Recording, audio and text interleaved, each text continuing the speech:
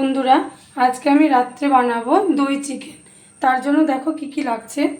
এখানে লাগছে চিকেন, টক দই, পেঁয়াজ কুচি, আদা জিরে বাটা, আদা জিরে কাঁচা লঙ্কা বাটা। আচ্ছা, এখানে কিছু গুঁড়ো মশলা আছে, ধনের গুঁড়ো, জিরের গুঁড়ো, লঙ্কার গুঁড়ো, কাশ্মীরি লঙ্কার গুঁড়ো আর গোটা গরম মশলা।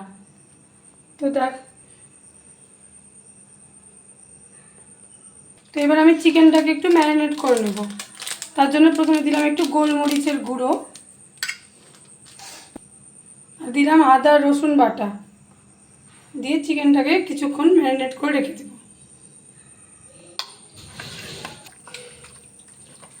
ভালোভাবে চিকেনটাকে মাখিয়ে কিছুক্ষণ ঢেকে রেখে দেব। এবার আমি প্রথমে কড়াইতে তেল দিয়ে দেব। তেলটা তেতে গেছে, এবার আমি গোটা গরম মশলা আর তেজপাতা দিয়ে দিলাম। গরম মশলাটা ভালোভাবে ভাজা হয়ে গেছে, এবার আমি পেঁয়াজ কুচিটা দিয়ে দিলাম। পেঁয়াজটাকে লাল লাল করে একটু ভেজে নিব। পেঁয়াজটা লাল লাল করে ভাজা হয়ে গেছে, এবার আমি এতে আদা রসুনের পেস্টটা দিয়ে দেব।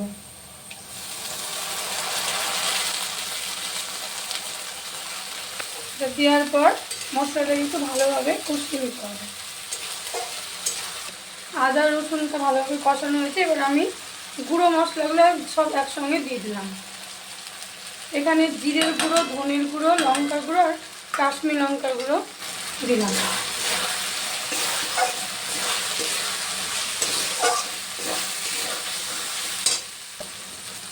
মশলার বাটি ধোয়া জল একটু আমি দিয়ে দিলাম।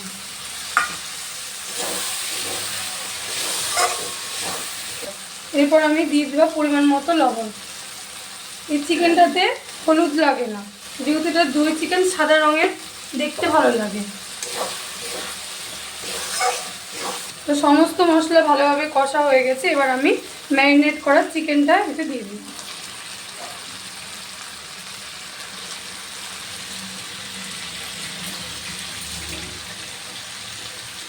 চিকেনটাকে ভালোভাবে ঢেকে ঢেকে ভালোভাবে কষিয়ে নিতে হবে।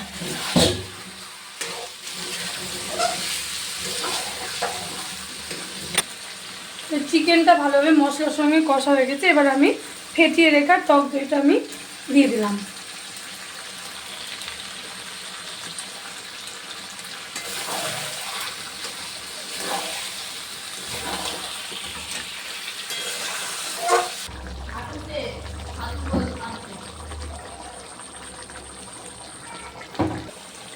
মাংসটা এখন প্রায় কষানোর দিকে, এখন আমি এতে দিলাম একটু পরিমাণ মতো চিনি, আর দেব একটু গরম মশলার গুঁড়ো।